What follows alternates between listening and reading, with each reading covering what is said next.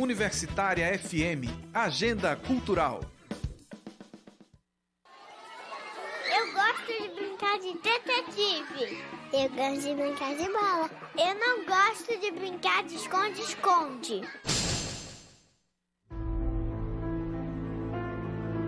O abuso sexual infantil é um assunto delicado no nosso país, seja pelo silêncio da vítima, que pode não entender o que está acontecendo, ou da família, que sente vergonha do abuso. Quebrar o silêncio é ajudar outras vítimas de abuso sexual infantil.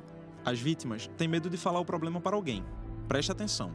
Alteração de humor, vergonha, agressividade, medo não são comportamentos normais. Fique ligado. Não se cale, denuncie. Disque 100. A sua denúncia é essencial para mudar essa realidade. Dia 18 de maio, Dia Nacional de Combate ao Abuso Sexual de Crianças e Adolescentes. Infâncias Protegidas. Quem é você na rede de proteção? Uma campanha do Observatório de Mídia e dos alunos de Rádio, TV e Internet da Universidade Federal de Pernambuco. Universitária.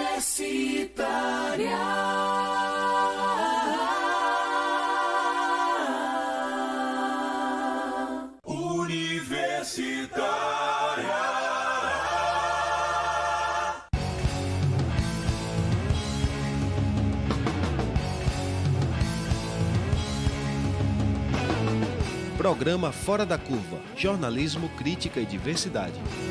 Vai falar sobre o quê, né?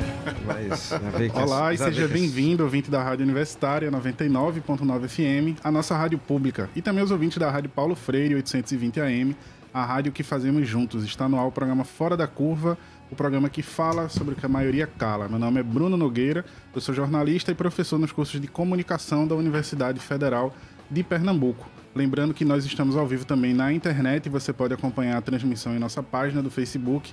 O endereço é facebook.com/programa Fora da Curva e também pela página da Rádio Universitária, que é facebook.com/99 Universitária.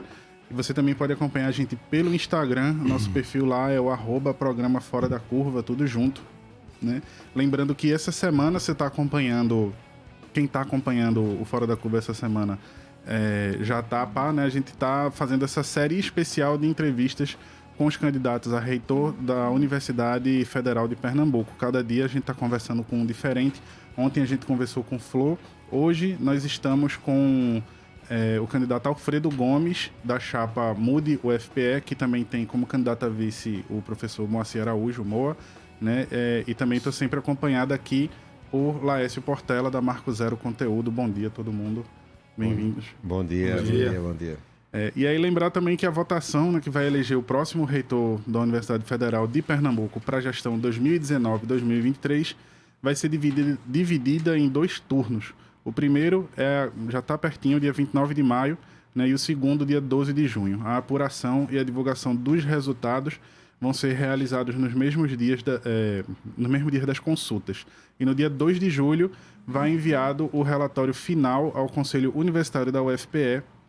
A consulta com a comunidade acadêmica tem o objetivo de elaborar a lista tríplice de nomes que vai ser enviada ao presidente da República, né? E para quem faz parte especificamente da comunidade da universidade, né, alunos, estudantes, discentes, técnicos, na página da universidade também já tem todas as instruções que dizem, que explicam como é que vai funcionar o processo de eleição.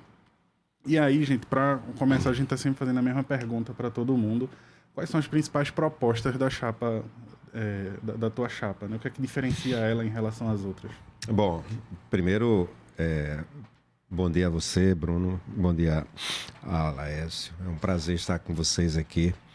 E também a todos que estão nos acompanhando, né? Um abraço. A principal diferença da nossa chapa em relação às outras, né, diz respeito à proposta de mudança na universidade. Você tem praticamente 2 candidaturas que são de continuidade, né? Eu acho que vocês já entrevistaram uma, né? E nós estamos propondo mudança na Universidade Federal. A primeira questão que é fundamental é recuperar o protagonismo político da universidade, recuperar o seu protagonismo científico e acadêmico e também em outras áreas que são fundamentais. Isso significa que a universidade tem que se abrir para fazer a conversa e as tratativas adequadas com a sociedade. Conversar com os movimentos sociais, conversar com as agências, com as instituições públicas, municipais e estaduais, conversar com as instituições nacionais e internacionais. A universidade não pode ficar restrita a ter uma pauta interna. Nós temos que apresentar uma pauta ampla, consistente, né, para a sociedade e fazer com que essa pauta seja persistente ao longo do tempo. Então, ter protagonismo político implica rearticular a universidade com a sociedade de forma consistente e coerente, nas mais diferentes áreas. Segunda questão que diferencia das demais se refere a redefinir o modelo de gestão da universidade. O atual modelo de gestão ele é um modelo bastante engessado, burocratizado. Nós precisamos aproximar a gestão, a sua capacidade decisória e orçamentária dos reais problemas da Universidade Federal de Pernambuco, né? Fazendo com que ela tenha uma aderência imediata para a gente poder tratar de forma bastante clara, transparente, né, problemas históricos que nos afetam, né? Uma outra questão importante do ponto de vista de proposta é a apresentação de uma política de gestão de pessoas dentro da Universidade Federal. A Universidade Federal tem 6.500 servidores técnicos e docentes, mas carece realmente de uma política de gestão de pessoas. Nós não podemos trabalhar como tem sido feito nos últimos anos, né, na gestão do professor Anísio e da professora Florisbela, simplesmente na política de controle, né, do pessoal docente. Nós precisamos ter uma política proativa, né, que articule a nossa capacidade intelectual e nossa força de trabalho para fazer a universidade dar um salto de qualidade. Isso é um elemento fundamental. De forma mais detalhada, eu não sei se eu posso detalhar aqui, mas assim, precisamos ter um elemento fundamental, que é editais para fazer redistribuição e a permuta interna dos servidores. Atualmente isso é completamente descoordenado. Precisamos ter editais de seleção para ocupar cargos de direção e coordenações vinculados à administração central da universidade, para dar transparência, profissionalização, focar na questão de outros compromissos de uma pauta mais ampla e também formular planos anuais de capacitação e qualificação no nosso pessoal, né? Isso tanto docentes quanto técnicos. O docente, Bruno, que é docente, por exemplo, tem áreas que a gente precisa estar se aperfeiçoando constantemente, né? Veja o caso, por exemplo, da quantidade de estudantes com problemas de acessibilidade na universidade, e nós dominamos muito pouco, né? Não só do ponto de vista didático, mas também as ferramentas necessárias a esse processo. Finalizando essa primeira fala, também carecemos, é necessário formular políticas estudantis que tenham repercussão direta na permanência dos estudantes. A nossa população estudantil, ela se alterou, ela se transformou profundamente em função das políticas mais recentes de educação superior. Nós tivemos uma etapa de uma política de expansão das universidades públicas. Isso depois teve uma segunda etapa, que foi o processo de interiorização, e depois um processo de democratização da educação superior das universidades por meio da entrada de 50% de estudantes em todos os cursos e turnos provenientes de escolas públicas. Significa que o perfil dos nossos estudantes foi alterado profundamente e hoje nós temos problemas de uma grande vulnerabilidade do ponto de vista socioeconômico. As políticas estudantis precisam, portanto, responder com clareza ao problema da permanência, né? Isso nós sabemos que ia acontecer desde 2013, porque essa lei de cota é de 2013, nós não preparamos a universidade para fazer isso. Nós vamos fazer isso na nossa gestão. Entre outras coisas, nós vamos duplicar o restaurante universitário da UFPE, significa que ele vai ser duplicado, mas de forma descentralizada, levando uma unidade menor ali para a área 2 e uma unidade menor para a área da saúde, né? Isso é fundamental para você descentralizar e oferecer também qualidade de vida, né, e bem-estar dentro da universidade. Precisamos também construir, estamos tratando das condições de construir o restaurante escola do CAV, né? Foi prometido por todas as gestões, inclusive pela ex-diretora, e prometeu, mas não realizou esse processo, né? E nós vamos realizar na nossa gestão. Tivemos um debate no CAV ontem, firmamos esse compromisso com a comunidade, estamos, portanto, imbuídos desse processo. E fortalecer e consolidar o processo de interiorização, que foi uma conquista fundamental, né, da população brasileira, mas sobretudo do interior, né? A interiorização representa uma ruptura com a lógica tradicional de organizar as universidades federais, que era uma visão muito centrada nas capitais e muito elitista. Então, o sistema de cota rompe com isso e também o processo de interiorização também, né? Em linhas gerais, eu vou parar para porque a gente discutir, porque senão a gente fala aqui bastante. Pegando o gancho aí, você anunciou aqui restaurante escola no CAV, no Centro Acadêmico de Vitória, a ampliação e descentralização do restaurante universitário no campus do Recife, processo de interiorização, tem já a aprovação do campus Goiânia, por exemplo, quer dizer, são medidas que vão exigir investimento, não é nem manutenção. E a Universidade Federal acaba de passar, né, nesses últimos 30 dias, aí, um corte de 30%. Aliás, todas as 63 universidades federais do Brasil e os institutos federais do ensino médio também passaram por esse corte. Significa 55,8 milhões de reais, né? É uma quantia bem expressiva. Outros candidatos têm dito, a Flores Bela, que esteve aqui ontem, disse que sem esses recursos a universidade para no segundo semestre. Nós entrevistamos, inclusive, lá na Marco Zero, o pró-reitor de Finanças e Planejamento, professor Tiago, que também reiterou isso, não há condições de a universidade funcionar sem esses recursos. E aí eu pergunto, uma candidatura que se coloca, inclusive, em oposição à atual gestão, como é que construir, e muito crítica em relação aos cortes, né? Eu tenho visto os seus posicionamentos, como é que construir, em caso de vitória, o senhor se tornando reitor da universidade, como construir um diálogo para recompor esses recursos, né? Um diálogo com o governo Bolsonaro, que tem sistematicamente questionado a autonomia universitária e feito declarações públicas contra as universidades, ou setores das universidades. Citou até, acho que foi o ministro da Educação, o termo balbúrdia para se referir à atividade das universidades. Como construir esse diálogo?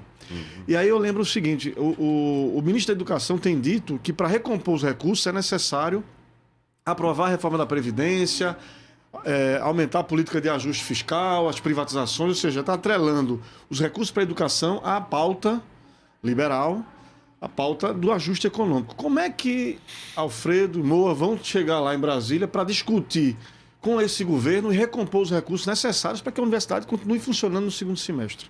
Deixa eu só atualizar a pergunta dele, porque saiu hoje, né? Foi feita uma revisão, né?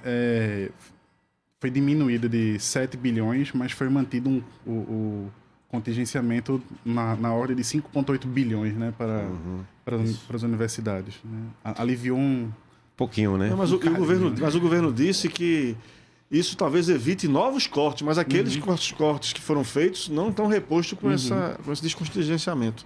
Eu digo assim, isso é uma das questões que desde o momento que nós nos organizamos enquanto grupo para pensar a universidade, né, nós colocamos como pauta central a unificação da universidade.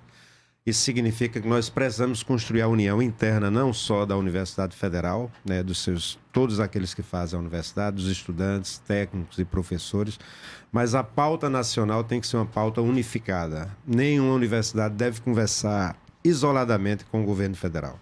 Essa é uma pauta coletiva que deve ser representado pelo coletivo de todos os reitores e de todos os reitores também dos institutos federais. Se nós formos fazer a negociação de balcão, nós perdemos um projeto de Brasil que as universidades federais estão dentro desse projeto. Então, nós precisamos, portanto, fazer uma negociação coletiva.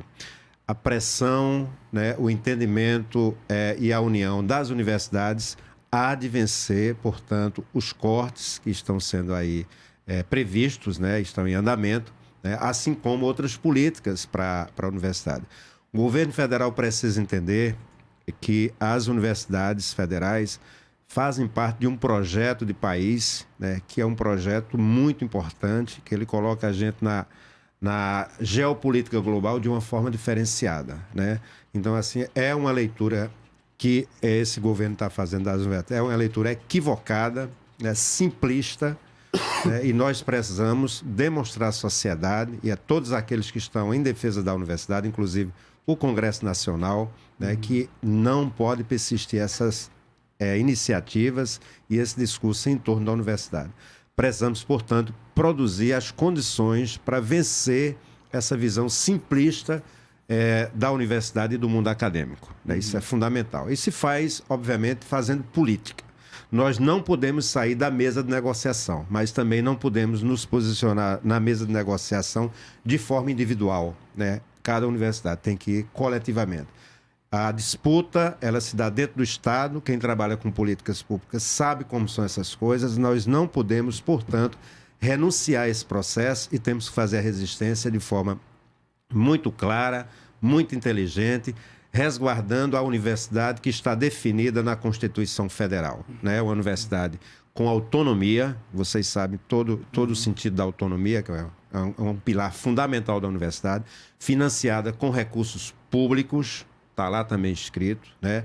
Liberdade de cátedra, certo? Liberdade de ensinar, pesquisar, entre outros princípios que são fundamentais. Incluir dentro disso também a defesa das políticas mais recentes, né, que foram fundamentais para dar um salto de qualidade na universidade pública brasileira, que entre eles está o sistema de cota, o processo de interiorização. Mas a sua pergunta também, Laels, traz uma outra dimensão. Como realizar, portanto, esse compromisso que nós estamos apontando na nossa carta-programa? Deixa eu lhe fazer, porque eu acho que vai ajudar nessa... Vai encaminhar... Acho que você vai por aí para essa resposta, talvez, também. Que a gente tem visto uma certa divisão entre as 5 candidaturas quando a gente trata de recursos privados, a entrada de recursos privados, financiamento privado dentro da universidade. Esse é um tema que, inclusive, eu não sei como é que foi tratado ontem no debate no Centro Acadêmico de Vitória, mas no CTG, na semana passada, no Centro de Tecnologia e Geociências, foi muito... Talvez tenha sido o tema que mais veio à tona. Isso. Recorrente, né? Recorrente, e houve uma divisão. Né? Eu vi ali a chapa coletiva de Daniel, o do professor Edilson também, mais críticos em relação a essa coisa da parceria público-privada. Eu queria que você explicasse, professor, como é que você vê essa parceria público-privada? Você falou em universidade gratuita. Algumas chapas questionam que a maneira como a sua chapa, a também a de Flores Bela e outras, apoiam essa parceria público-privada, que isso poderia colocar em xeque a independência da produção de conteúdo da universidade. Isso, né? isso. E aí, como é que é isso? Esses recursos são complementares, esses recursos eles podem dar conta dos recursos do corte que estão sendo feitos agora pelo governo Bolsonaro. Como é que a iniciativa privada entra ou trabalha em parceria com a universidade pública, garantindo também a autonomia e a independência de conteúdo? Primeiro, dizer que no nosso projeto, nossa carta de programa, vocês não encontram nenhuma expressão PPP nem público-privado. Tá? Certo. A questão no CTG foi muito interessante, né? Porque você tem um prédio que foi construído com recurso da Petrobras, ela é parcialmente pública, parcialmente privada, né? Mas ela está vinculada também a um projeto importante de país, que é a nossa autonomia do ponto de vista da produção de petróleo, né? A nossa posição também diante do mundo. Então, esse projeto não representa uma privatização da universidade, né? Significa um investimento e um conjunto de parcerias que fortalece a pesquisa, trazendo para a região Nordeste, especialmente para Pernambuco, né, uma área de conhecimento que tradicionalmente se concentrava em outras áreas do Brasil. Então, é uma forma muito estratégica de você fortalecer a pesquisa na área, uma área que está ligada, gente, ao processo de desenvolvimento econômico de maneira geral. É fundamental no processo de globalização e nas disputas globais. A gente não pode ignorar isso e dizer, olha, a gente não vai querer parceria com a Petrobras. Que é isso? Isso é uma visão muito simplista do processo, né? Mas, assim, outra coisa que é importante, nós também temos que conversar com a sociedade. E aí a gente realmente precisa pensar como fazer a captação de recursos dentro da Universidade Federal sem comprometer o princípio da autonomia, né, o princípio da realização de pesquisa de forma livre e também o financiamento. Esses são os princípios fundamentais. No entanto, a universidade tem condições de captar recursos que não vai financiar as funções essenciais da universidade, né? Você tem várias áreas. Então, assim, nós estamos propondo inicialmente, né, criar um grupo de trabalho multiprofissional, inclusive com envolvimento de professores e técnicos, para a gente estudar as possibilidades de captação de recursos nas diferentes áreas de conhecimento. Isso resguardando aí as especificidades e também criando, a partir daí, uma espécie de fundo solidário que vai investir em outras áreas de conhecimento e de atuação que tradicionalmente não têm condições, portanto, de fazer a captação de recursos. Somente as áreas humanas, né? Entre elas... Estão sob ataque, inclusive, do governo. Esse governo tem atacado a nossa área de forma fundamental, né? Então, assim, essa é uma questão.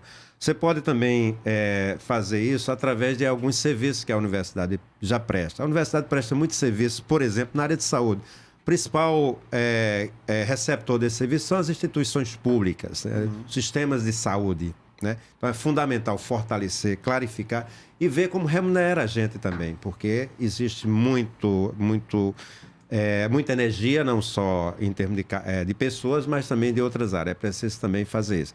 Nós temos possibilidade, por exemplo, de no prédio da Sudene ter iniciativas também nesse sentido, né? Nós temos proposto, portanto, né, a implantação, né, numa parte da Sudene, é um prédio grande, é equivalente a 3 Cefistes ali, né, a implantação de um hotel na universidade, né? Esse hotel, você licita, eles ocupam uma parte. Olha, gente, isso tem uma repercussão tremenda na qualidade de vida da gente, vai trazer um serviço de qualidade, vai facilitar a vida de docentes, técnicos, etc., porque a gente hoje é obrigado a ir para Boa Viagem, para pegar os nossos colegas que vêm participar de banca, de concurso, etc., assim como para o aeroporto, etc. Então a gente precisa... Seria um hotel específico para suportar a universidade ou aberto ao público? Ela é aberta ao público, porque ele vai servir à Universidade Federal, vai servir ao IF, vai servir ao ITEP, vai servir à Rural. Então ele serve, de maneira geral, à universidade, mas serve à comunidade. Mas em sendo um hotel, por exemplo, proposto em termos gerais de contratação pela universidade, ele pode ter um atendimento diferenciado ao nosso público, né? Mas será aberto à universidade. Eu estou dizendo que são estratégias que podem ser colocadas, que visam a captação de recursos, mas que necessariamente não compromete o nosso compromisso com o fortalecimento da universidade pública. A universidade vem fazendo isso já há um certo tempo, eu não sei se o Tiago disse aqui, mas a universidade parece que captou 180 milhões no ano passado. O problema não é só a captação, é como se dá também a utilização desse recurso para fortalecer um projeto de universidade, né, comprometida com o processo de transformação social. A universidade não pode deixar de dialogar e de fazer uma pauta ampla com a sociedade. Se assim ela seguir, ela perde legitimidade e perde relevância. A nossa finalidade é servir bem à sociedade, né?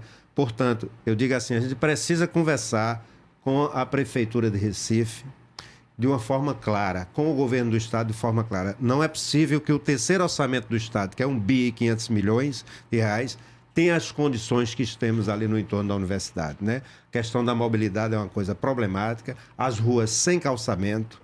Então, precisamos ter, sim, uma pauta para fortalecer a universidade do ponto de vista da sua infraestrutura, melhorar a mobilidade ali. São 40 mil estudantes, mais 6.500 servidores técnicos e administrativos, mais o IF, né, mais o ITEP. Eu estou chamando a atenção que é uma estrutura muito ampla, fundamental dentro de um Estado como o nosso, não só do Estado, mas dentro da nação, que precisa ter liderança, precisa ter protagonismo para fazer as mudanças que a universidade do presente requer, para que a gente possa legar à futura geração uma universidade forte, criativa, pública e assim sucessivamente, né? Tem uma controvérsia interessante aí nessa questão, porque a gente está falando de um diálogo a partir do macro, né, com a sociedade.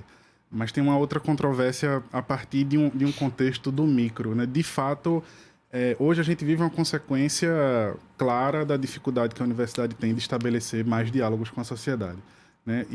Mas parece que de um tempo para cá a gente começou a se fechar mais até, né? E aí a controvérsia no micro, né, tá, por exemplo, em questões recentes, né, como a implementação de mais catracas que restringe acesso a vários dos prédios, a vários do centro, mas também uma atuação claramente seletiva, por exemplo, da segurança do campus, né, que começou a fazer abordagens a pessoas que estão passando pelo campus, né? Circulando pelo campus, muitas vezes sob o argumento de não serem estudantes e funcionários, né? Eu queria saber qual é a perspectiva de vocês em relação a isso. Deixa eu só falar rapidamente. Infelizmente, a gente estabeleceu essa regra para todos os candidatos. Vamos rever essa regra depois. Por favor, Alfredo. É verdade, precisa rever, porque acho que seria mais interessante. Até para a gente ter um balanço também. Mas porque, por exemplo, você imagina, por exemplo, que tem gente que passou 4 anos como vice, né? Hoje é candidata e praticamente não se apresenta como vice-reitor. Fica uma crítica construtiva por fora da curva. Aí. Então, isso foi acordado com... Não, tudo bem, não tem problema. Assim, a primeira coisa, assim, a segurança, esse é um problema amplo, não só da universidade, mas assim, a universidade especialmente precisa dar rever a política de segurança. E precisa rever de forma ampla. Primeiro, ela tem que perder o seu caráter policialesco.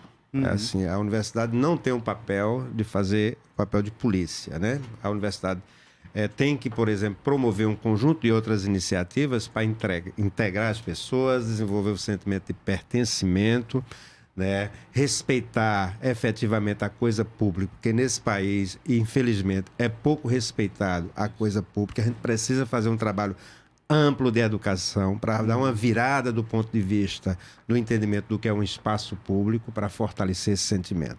Mas, assim, ao lado disso, precisa também fazer a segurança, porque a universidade tem muitos equipamentos, né, muitos recursos que precisam ser protegidos. Então, a gente tem que fazer um balanço desse processo, né? Assim, tem que fazer isso, tem que fazer a capacitação do pessoal que trabalha com a segurança, né, para deixar eles, por exemplo, uma abordagem mais urbana, mais civilizada, né, mais adequada ao contexto de uma universidade diversa, plural, né, que tem a população é muito diversa, tem os grupos os mais diferentes, superar as perspectivas que às vezes se apresenta, né, que são de discriminação, né, e racista, que às vezes motiva determinadas abordagens. Isso não é o geral, mas também motiva esse processo. Então, a gente precisa fazer um trabalho forte desse processo. Uma outra proposta para a questão da segurança é criar, no âmbito da Universidade Federal, obviamente, né, uma espécie de comitê gestor das imagens e também dos vídeos que são produzidos dentro da universidade, de forma a democratizar essas situações, né? Porque você sabe que nem sempre isso acontece de forma tão ampla, né? Também prover condições de infraestrutura para o funcionamento da segurança. Se você tiver oportunidade, Bruno, visite ali a Central de Segurança na entrada do campus, você vai ver a situação muito, como é que diz assim... Bom, a situação do trabalho lá é terrível, né? Não é Então, a gente precisa também investir, e isso é compatível também com um processo mais amplo desse processo. E fazer articulação, obviamente, também com o governo do Estado, né, com a prefeitura, para ter uma visão mais ampla da segurança do lado de fora do campus, né? Isso tudo é parte de um processo, né? Eu acho que a questão que você mencionou de catracas não resolve esse processo, né? Tanto é que foi instalado em determinados lugares que não faz a menor diferença, né? A gente tem que ter, obviamente, tem que ter um sistema maior de monitoramento, de câmeras dentro da universidade, mas democratizar o processo de controle, portanto, dessas imagens, que é fundamental dentro desse processo, né? Professor, deixa eu botar uma questão que eu acho que tem, de alguma forma, a ver com isso, que é uma discussão que, na verdade, eu até brinco aqui que eu tive uma passagem pela Universidade Federal no começo dos anos 90, a gente discutia o que eu vou dizer agora, que é a democratização dos processos internos dentro da universidade. Era um grande tema, sempre foi um grande tema do movimento estudantil, era isso, assim, no começo dos anos 90, e continua sendo 30 anos depois. Como é que o senhor... O Conselho Universitário, por exemplo, que é quem, no final das contas, vai definir ali, escolher, né? Claro, já está claríssimo, porque isso já é histórico, que vai respeitar o resultado da eleição, da consulta acadêmica, paritária. Mas é um conselho, por exemplo, formado por 80 professores que teriam uma representação de um estudante e um técnico, que não vai ter porque não houve eleição, né? O DCE está desmobilizado há um bom tempo, também não houve eleição de tempo hábil dos técnicos, então vai ser uma decisão, pelo menos formal, ali dos professores. Houve a Estatuinte que previa uma paridade nesse processo, ela acabou não vingando e hoje vai mudar o conselho universitário, você vai ter 70% de professores, 15% de estudantes e 15% de técnicos. Ainda assim não está ali dada a paridade. Quando a gente está conversando aqui sobre a questão da segurança, é uma queixa recorrente, por exemplo, dos estudantes, essa forma de abordar da segurança interna da UFPE, às vezes a participação de forças policiais que são alheias, que deveriam estar alheias ao campus, mas que têm entrado no campus. E parece que existe um problema de escuta aí dos estudantes. Isso. Né? Eu lhe pergunto, como é que você vai aproximar estudantes e técnicos dessa... Porque existe uma elite dirigente, aí não vou falando pejorativamente, não, mas assim, uma elite dirigente que são dos docentes, que são dos professores.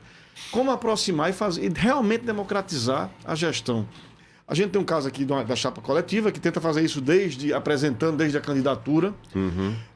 Eu lhe pergunto como é que isso vai ser feito na prática, no sentido do diálogo e também formal. As instâncias como o Conselho Universitário se abrir mais para os outros grupos. E aí cito, eu vi aqui, recebi um folheto na semana passada da sua candidatura e só questionando aqui, tem um ponto que fala assim, criar uma agenda aberta do reitor e vice-reitor para receber e dialogar individualmente ou em pequenos grupos com estudantes, técnicos, docentes, sobre suas respectivas pautas.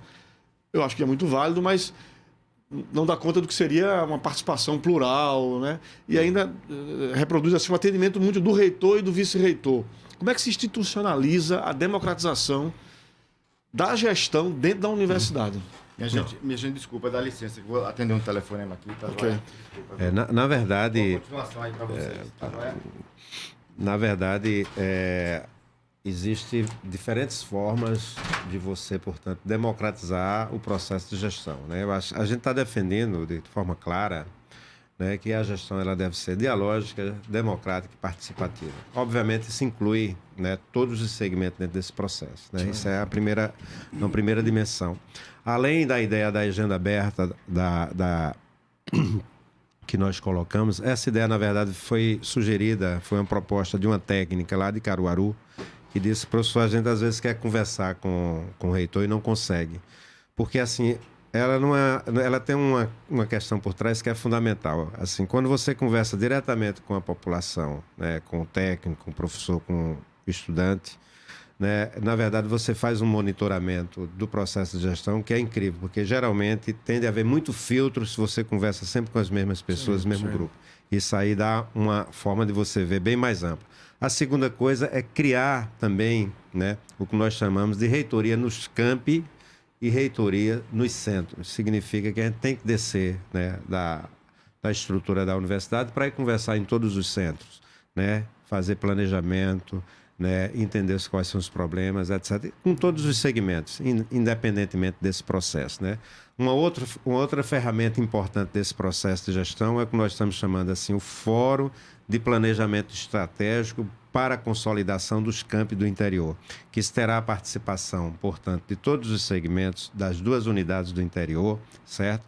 De forma a você planejar, organizar e fazer a gestão, portanto, da universidade de forma mais ampla. Então, assim, há diferentes canais e veículos de interação que não é só fazer a escuta, é fazer a participação e a política com, né? É uma diferença, né?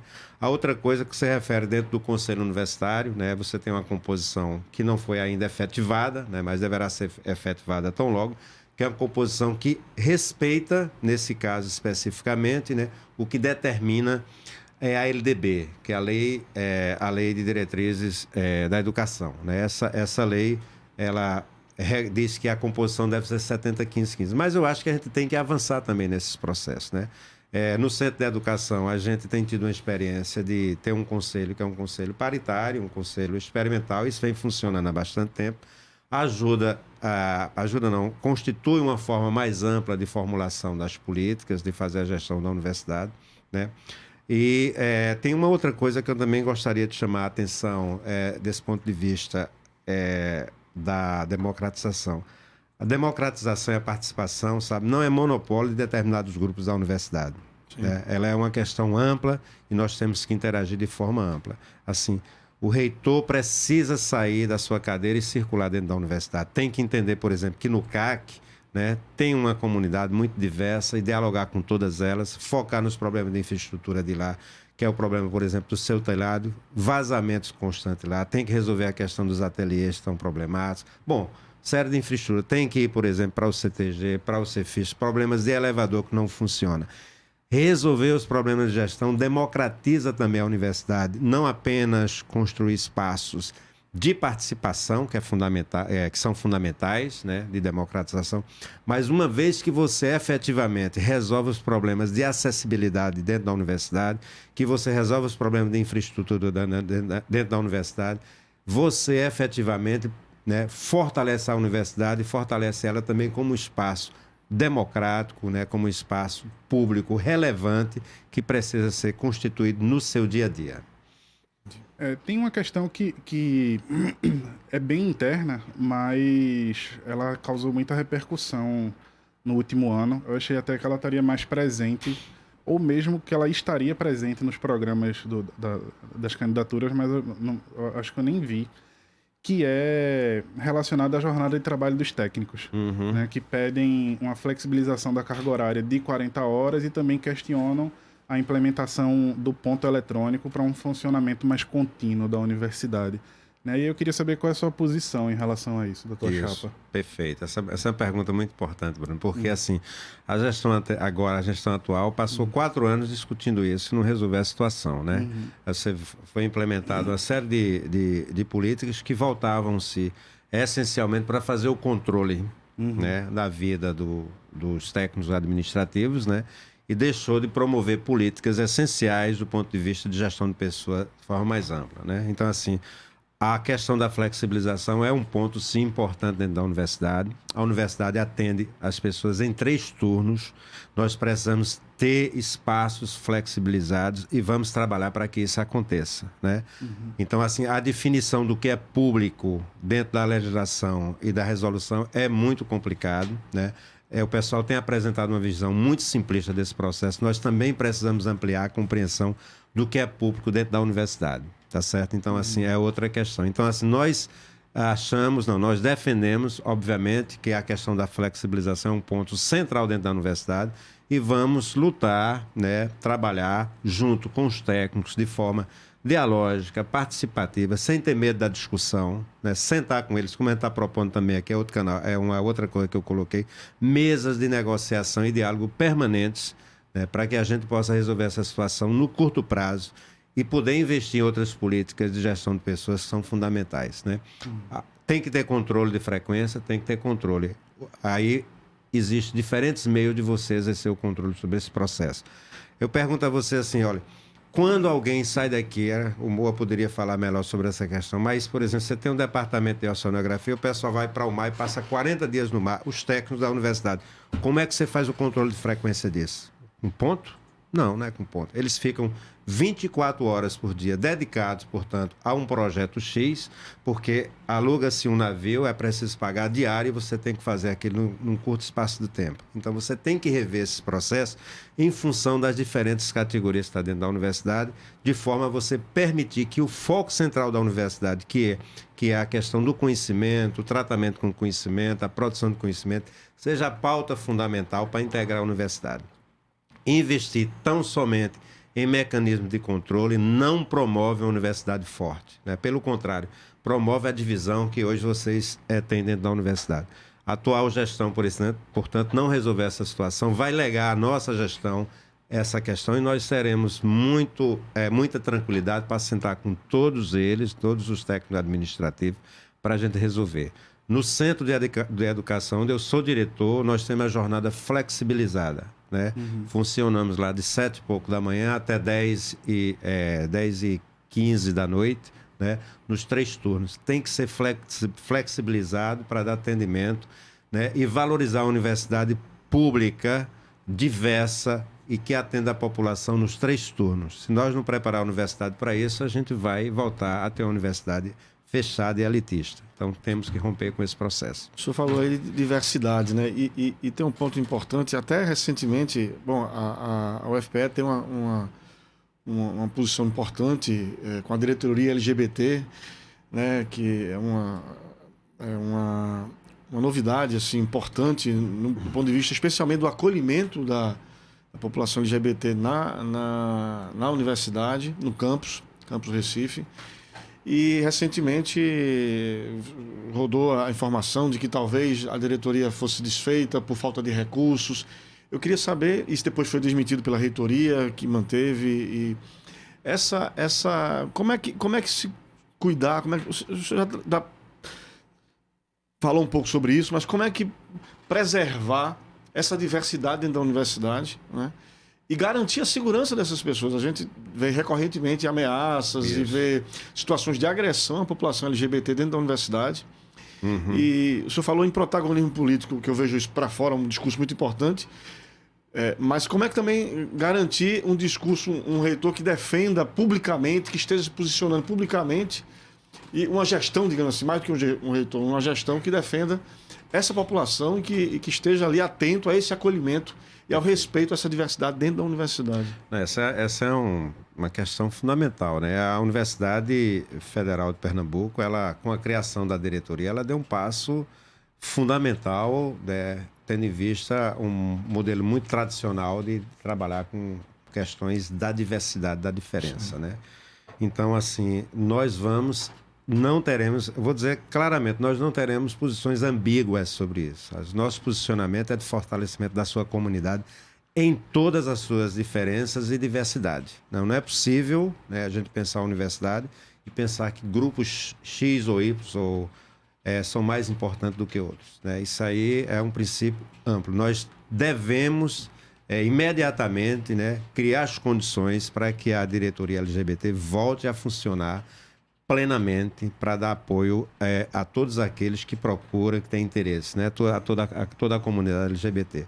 Você tocou num ponto que eu esqueci de mencionar quando falamos da questão da segurança, e você me dá a oportunidade de me expressar sobre isso, porque é diferente quando a gente fala de violência, quando se trata, por exemplo, de Alfredo, etc. O homem tem medo de ser roubado o celular às vezes, mas assim, com o público LGBT, a diferença é muito grande. A violência se expressa nas tentativas de violências claras que podem significar a morte. Sim, né? A universidade tem que proteger, tem que ter iniciativa nesse sentido.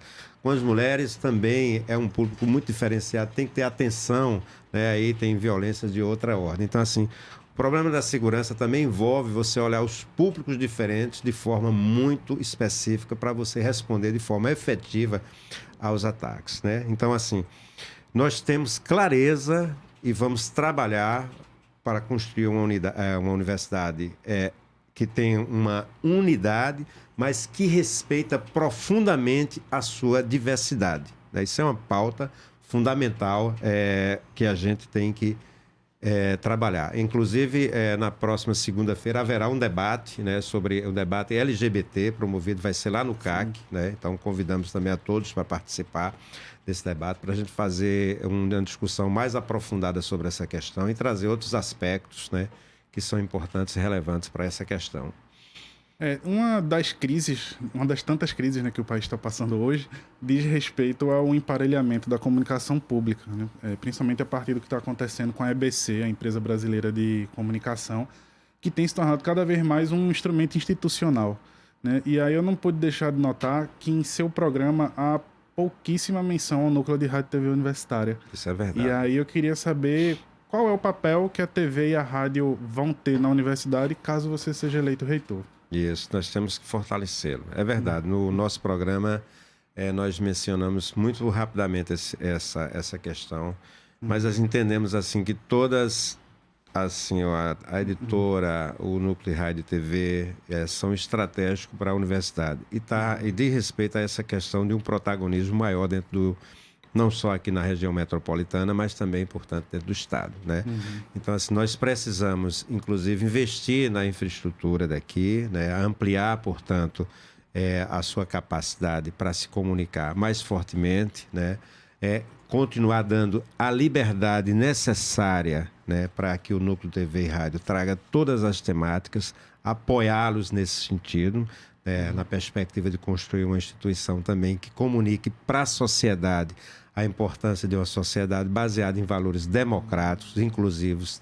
Isso é fundamental, né? E fortalecer do ponto de vista também da sua integração, se possível, né, para que a gente possa ter a ampliação da audiência, né, para o Estado como um todo, né? Porque hoje está relativamente limitado em funções das condições de infraestrutura. Isso é fundamental. Eu gostaria de dizer também que não consta, mas a gente fez um estudo mais amplo das políticas de comunicação de outras universidades E nós vamos também abrir espaço para que no site da Universidade Federal tenha jornalistas livres, né? Porque isso é uma questão fundamental em um país que tem tentado, de todas as formas, fazer uma pauta muito simplista, uma pauta que a gente, como é que se diz? Que não representa a sociedade. Então a gente precisa criar os canais para fortalecer a democracia no Brasil. A universidade tem um papel fundamental em construir uma sociedade democrática, porque sem democracia, efetivamente, não existe universidade, porque só existe universidade, criação do conhecimento, formação humana, etc., onde existe diversidade, onde existe pluralidade. Eu vou citar aqui, me permitam, um conceito da Hannah Arendt, que ela diz que a política tem 3 elementos, certo? A política tem uma base, a política tem uma tarefa e a política tem uma finalidade. E eu quero aplicar isso para a universidade. A base da política, certo, é a pluralidade humana. Então, aonde você fortalece a pluralidade, você fortalece a humanidade de maneira geral. Tanto isso é verdade que um dos princípios da Universidade de Cambridge é que diz que a excelência é resultado da diversidade. Isso é um princípio fundamental que a gente também está defendendo na Universidade de Excelência, não de excelência no sentido elitista, mas no sentido amplo do termo, muito referenciado. A gente pode até falar sobre isso. O segundo elemento da política, que é a tarefa, é a tarefa de esclarecer, de superar os preconceitos. Política não é isso que comumente as pessoas estão falando, que é criar mentiras e fake news e assim sucessivamente. Política tem uma tarefa essencial, uma vez que congrega os seres humanos, congrega a gente enquanto ser humano, né? E nos permite estar junto. E o seu papel, portanto, é esclarecer, é clarificar, é dar juízo para que a gente faça o melhor discernimento sobre o existir e sobre um projeto de vida, de sociedade, e assim sucessivamente. E a finalidade da política é a liberdade, né? A política visa a liberdade.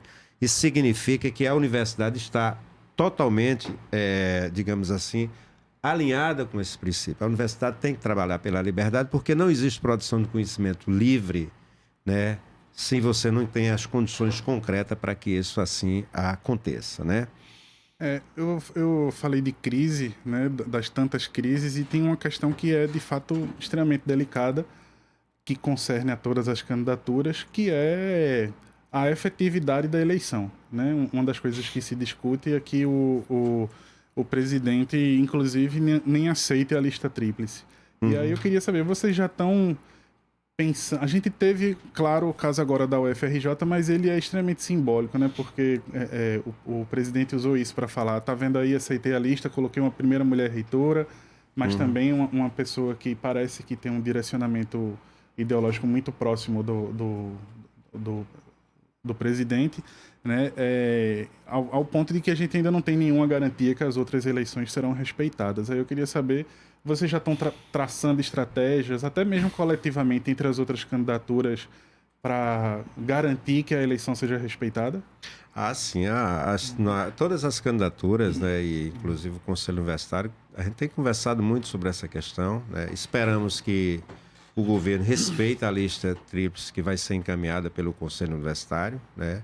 É claro que a decisão tem que ser respeitada porque diz respeito à autonomia da universidade, né? Então, assim, o princípio geral desse processo é respeitar a decisão autônoma da sua comunidade, né? Que escolhe o seu reitor e, portanto, a sua reitora, e, portanto, vai lá, né? E deve ser respeitado pelo presidente. Do ponto de vista legal, obviamente, o presidente escolhe dentro de uma lista tríplice, né? Ali aquela lista de 3, né? Mas esperamos efetivamente, né, que seja respeitado, inclusive para garantir posteriormente, né, uma governança que tenha uma aderência com a sua comunidade, né? Então isso é uma condição. Sim, tem conversado com as candidaturas, há o entendimento de que isso é fundamental, né? Temos conversado também dentro do Conselho Universitário e com a comunidade de maneira geral, né? Isso significa, entre outras coisas, né, que as candidaturas, portanto, devem renunciar, caso, por exemplo, elas não sendo eleitas, né, devem renunciar caso vier a ser escolhido. Isso é o mínimo que se espera, uma postura ética dentro desse processo. O Conselho Universitário tem um entendimento também que deve acontecer dessa forma, ou seja, que o seu reitor seja escolhido a partir da consulta. Vai para dentro do Conselho e lá faz a indicação do primeiro da lista, sendo aquele que foi indicado pela comunidade. É o mínimo que se espera de uma sociedade que vem se fortalecendo, apesar de todos os ataques atualmente. E a grande resistência a esses processos significa que a democracia é uma coisa vital, está pulsante nesse momento, e a gente precisa continuar caminhando nesse sentido. Fazer duas em uma agora. São bem distintas, mas a gente perguntou aos outros candidatos, eu queria perguntar também ao professor Alfredo. Um é a posição recente, recorrente, vez por outra, alguma autoridade fala sobre o tema, é um tema muito polêmico, mas no início dessa semana, o governador da Bahia, Rui Costa, governador petista, disse que era preciso discutir a cobrança de mensalidades dos alunos de universidades federais que tenham condições de pagar. Disse que isso é um tabu na esquerda, é um tabu no PT, mas é preciso discutir isso. Eu queria a sua opinião sobre cobrar mensalidade, que é um tema que recorrentemente vem ao noticiário, alguém joga aqui, outro joga ali. Cobrar mensalidade para alunos que tenham condições de pagar. E a outra questão, eu queria ouvir a sua opinião também sobre aquele processo que gerou a suspensão de um grupo de alunos por conta das ocupações de 2016. No caso, foram alunos, se não me engano, do Centro de Artes e do Cefis. A gente tem perguntado também a opinião sobre esse processo a todos os alunos, a todos os candidatos que passam por aqui. Lembrando ao ouvinte, em 2016 houve ocupação. No caso dos prédios do Centro de Artes e do Centro de Filosofia e Ciências Humanas, houve, por parte da universidade, a constatação de que teria havido depredamento do patrimônio público. Abriu-se uma investigação, um processo. E, bom, no final de todo o processo, havia primeiro um indicativo de expulsão, depois foi mudado por suspensão, os alunos cumpriram suspensão. Mas algumas chapas, como a coletiva, indica que houve um processo de criminalização, que foram escolhidos a dedo os estudantes para serem punidos, meio que dá um sinal para a comunidade estudantil, as lideranças vão ser punidas. E outras chapas, a Flores Bela, por exemplo, ontem disse que não, foram punidos aqueles que tinham a responsabilidade, ou que eram responsáveis pelo guardar esses prédios. Então eu queria ouvir, são dois temas polêmicos, mas importantes para esclarecimento da comunidade acadêmica da UFPE. Primeiro, a questão de cobrança, Eu, particularmente, sou totalmente contra a cobrança de taxas e cobrança de mensalidade dentro das universidades, Isso é você jogar na lata do lixo um projeto de universidade pública que foi construída lá um pouco atrás, mas ficou referendado em 1988, Outra coisa importante que tem que ser conhecido, que mais de 60% dos estudantes das universidades públicas federais, estão em famílias que têm menos de 2 salários mínimos. Então, assim, se você cobrar uma taxa aí, vai pagar como? Isso é absurdo, Completamente fora da pauta. Então, nós vamos, na verdade, lutar pelo contrário, para que tenham investimentos públicos nas universidades e a gente possa construir as condições para que ela permaneça pública e financiada com recursos estatais. Isso é um princípio fundamental desse processo. A segunda questão você diz respeito à questão, nós particularmente, não vamos criminalizar e vamos descriminalizar aqueles movimentos estudantis, os estudantes, portanto, que sofreram algum tipo de processo dessa ordem, Eu gostaria de dizer que eu era diretor e sou diretor, e o nosso centro foi ocupado.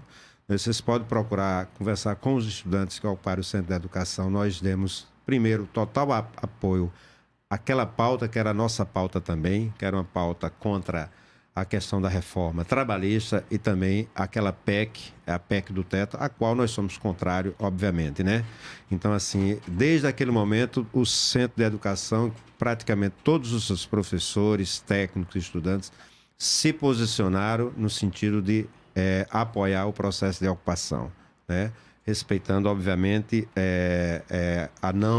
que não tenha nenhum tipo de depredação, nenhum tipo, portanto, de destruição do patrimônio público. E tivemos acompanhando todo esse processo durante toda essa etapa. Posteriormente, obviamente, apareceram os processos que você se refere, mas assim, na peça em si do processo, não existe condições de você ligar, né, de você fazer a conexão entre os atos que tiveram a questão da depredação e os nomes específicos daquelas pessoas que foram, portanto, punidas, né? Então, eu acho que isso ficou claro, ficou evidente. Então, a gente não pode, portanto, tratar essas questões de forma a criminalizar, né? Então, a gente tem que, na verdade, criar condições, inclusive, para que a universidade nunca mais repita esse tipo de situação, né? Que é uma situação não desejável. Então, precisa fazer a negociação adequada com os estudantes, né? A universidade não pode também se omitir diante de pautas tão importantes. É preciso que a universidade tenha clareza do processo, né? O reitor também tem que ter clareza desse processo. O senhor pensa, o Daniel da Chapa Coletiva chegou a dizer que o professor Daniel em rever o processo, assim, do ponto de vista inclusive administrativo e tal.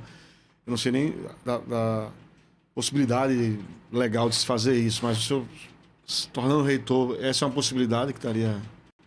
Eu creio que um processo ele foi concluído, né? Sim. Que teve uma suspensão. Existe um segundo processo aí que eu não sei qual é o estágio, mas eu acho que é uma questão, portanto, que pode ser revista, né? Assim, a gente tem que rever claramente quais são as condições desse processo.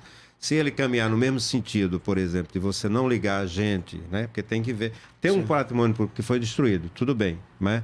Isso é fundamental que a gente procure investigar quem foi responsável por esse processo. Mas chegar à conclusão de que pessoas que estão sendo penalizadas, sobretudo as lideranças do movimento estudantil, né, que não tem nenhuma ligação com aquele processo, esse processo não deve avançar, ele não deve ter êxito. Tá entendendo? A gente está com pouquíssimo tempo. Isso, eu percebi. Mas eu queria ainda te fazer uma última pergunta. Por favor. Que é em relação a essa questão que foi colocada, independente de quem entrar, me parece que qualquer gestão vai precisar ser uma gestão de enfrentamento, né? Ao governo federal, ao posicionamento que o governo federal está tendo em relação à universidade pública. E aí a gente tem essa declaração extremamente pesada do ministro da Educação, né, de esgotar o investimento nos cursos de filosofia e sociologia, né, principalmente os cursos de humanas na área do Nordeste, né? E aí eu queria saber se vocês têm pensado também em estratégias para garantir a permanência desses cursos na UFPE. Eu acho que preciso lembrar que a universidade tem autonomia de criar e fechar cursos, sabe? Uhum. Essa é uma decisão interna da universidade. O governo pode dizer que não vai colocar dinheiro, porque eu acho, de certa forma,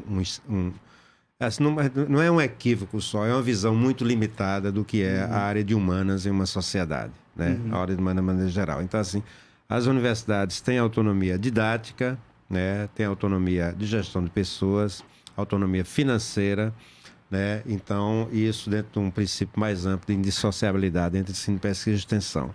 Isso faz com que as universidades criem seus cursos e mantenham seus cursos, avaliem e, por ela mesma, pode fazer a finalização disso, né?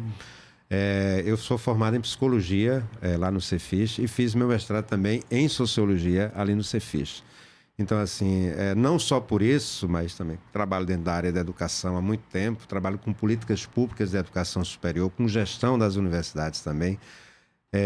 A gente tem que ter clareza da importância de áreas como filosofia, sociologia, psicologia, história, né?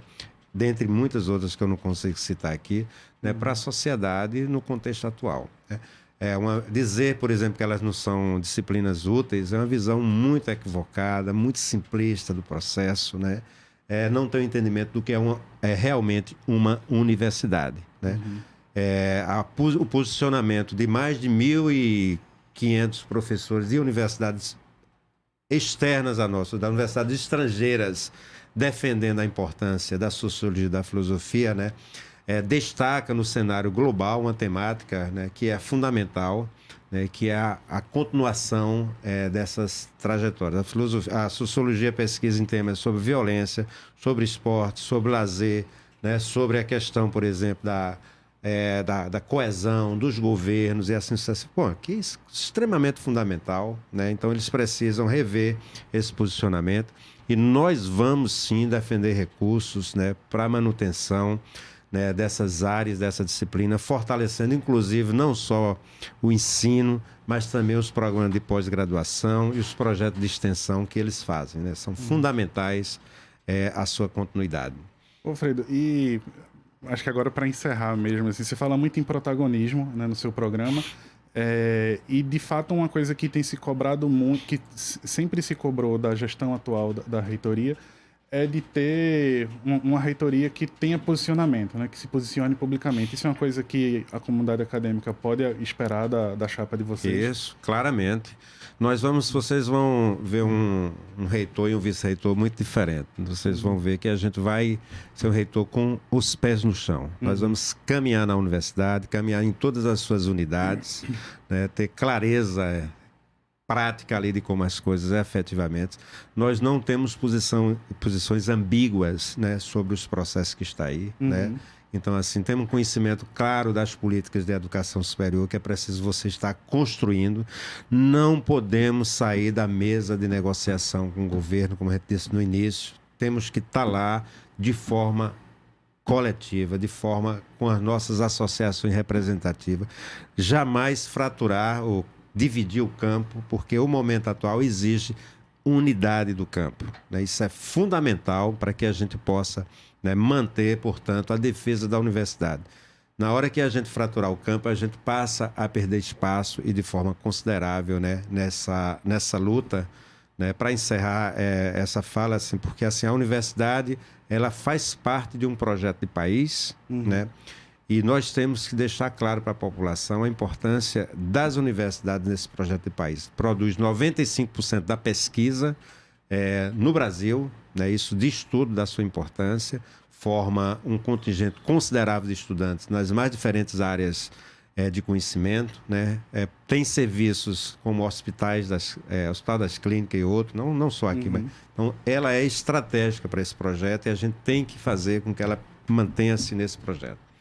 Tá, queria lembrar aos nossos ouvintes que essa semana o Fora da Curva está fazendo uma série especial de entrevistas com os candidatos a reitor, né? Hoje a gente conversou com o Alfredo, muitíssimo obrigado pela presença, pela participação. Muito grato também pela atenção. E amanhã a gente encerra com o Edilson Souza, né? O programa está com uma produção especial de toda a equipe do Fora da Curva, roteiro e apresentação de Bruno Nogueira, com participação de Laércio Portela, da Marco Zero Conteúdo. Hoje nas redes sociais a gente teve Alice Mesquita e Vitor Aguiar, e nos trabalhos técnicos, Marco da Lata.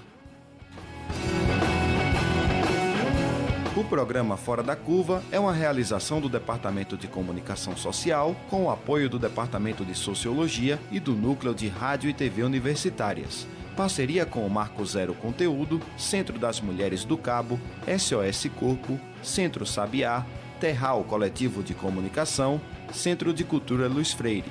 Esse programa fica disponível em nossa página do Facebook e no canal do YouTube. Acompanhe as nossas redes sociais, porque nós também divulgamos por lá muita informação que você não vê por aí. A música tema deste programa foi composta pela banda Diablo Motor. Programa Fora da Curva. A gente fala o que a maioria cala. 12h02. Universitária. ZYD 240, 99.9 MHz. FM. Universitária. Emissora da Universidade Federal de Pernambuco. Universitária.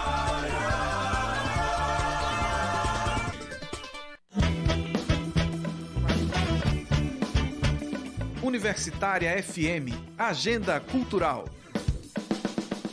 Nesta quinta, rola o baile da Boa Idade a partir das 6 da noite no Clube Bela Vista, localizado no bairro de Água Fria. Os organizadores prometem uma noite regada de música boa para animar o fim de semana. Ingressos à venda na hora e local do evento.